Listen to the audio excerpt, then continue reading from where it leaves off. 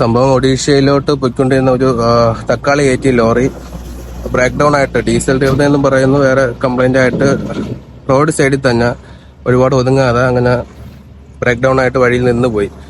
അപ്പോഴത്തേക്കും ഇത് ശ്രദ്ധിക്കാതെ ബാക്കിൽ നിന്ന് വന്ന കാറ് കയറ്റിയിട്ടുള്ള ഒരു കണ്ടെയ്നർ ലോറിയാണ് ഇടിച്ച് കയറിയത്. അപ്പോൾ അകത്ത് കണ്ടെയ്നർ ലോറിക്കകത്ത് രണ്ടുപേരുണ്ടായിരുന്നു. അതിൽ ക്ലീനറായിട്ടോ അതായത് സെക്കൻഡ് ഡ്രൈവറായിട്ടോ ഉള്ള ഒരാള് പുറത്തോട്ട് വീഴ് അല്ലെങ്കിൽ എങ്ങനെയാണെന്നോ പുള്ളിക്കാരൻ വെളിയിലുണ്ട്, ആംബുലൻസിനകത്ത് കിടത്തിയേക്കുക. പക്ഷെ മറ്റേ ഡ്രൈവർ കുടുങ്ങിപ്പോയി, അകത്ത് കുടുങ്ങിപ്പോയി ഇരവിയിരിക്കുക. അപ്പൊ റോഡ് സേഫ്റ്റി ഓഫീസേഴ്സ് ഒക്കെ വന്ന് പുറത്തെടുക്കുന്നുണ്ട്, ക്രെയിനൊക്കെ വന്നിട്ടുണ്ടോ പെട്ടെന്ന് കഴിഞ്ഞാൽ ശ്രമിക്കുന്നുണ്ട്, എടുക്കാൻ ശ്രമിക്കുന്നുണ്ട്.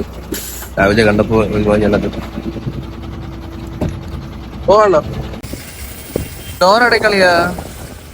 അതെ, പുള്ളിക്കാരൻ ഉറങ്ങിയാണെന്ന് പറയുന്നുണ്ട്. ഉറങ്ങിയിട്ട് അവിടെ ബ്രേക്ക് ഡൗൺ ആയ വണ്ടിയിൽ ഇടിച്ച് കയറ്റി അങ്ങനെ ഞാൻ പറയുന്നുണ്ട്. എന്തായാലും അത് 9 മണിയാകുമ്പം 9 അല്ലെങ്കിൽ ഒരു 9 മണിയാകുമ്പോൾ ഉറങ്ങിക്കോളണം. വണ്ടി ഉറക്കം വന്നാൽ രാത്രി നല്ല രീതിക്ക് ഉറങ്ങിക്കോളണം. അതെ, വണ്ടിക്ക് എന്ന് പറഞ്ഞാൽ ഇൻഷുറൻസ് ഉണ്ട്, കമ്പനിക്ക് പൈസ ഒക്കെ ഉണ്ടാവും അത്യാവശ്യം.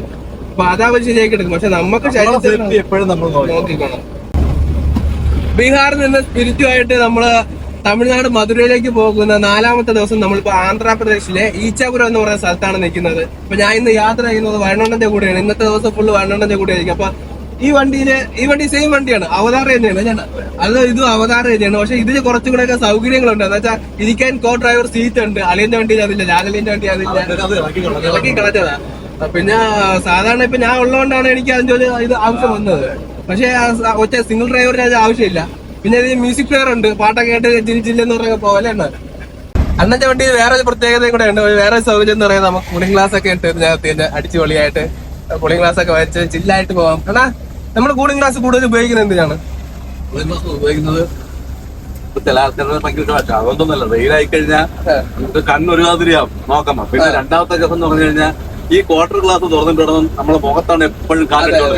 അപ്പൊ കണ്ണിങ്ങനെ അടഞ്ഞു, അപ്പൊ പെട്ടെന്ന് ഉറക്കം വരും. ഞാൻ ലാലിന്റെ വണ്ടിയിൽ ഞാൻ അടുത്ത് പറഞ്ഞു, അന്ന് കണ്ണാടി ഇല്ലായിരുന്നു. അന്ന് എനിക്ക് ഉറക്കം വന്നു. സംഭവം ഇതാണ്, ഞാൻ പറഞ്ഞാണ് ഈ കണ്ണാടി മേടിച്ചത് തന്നെ.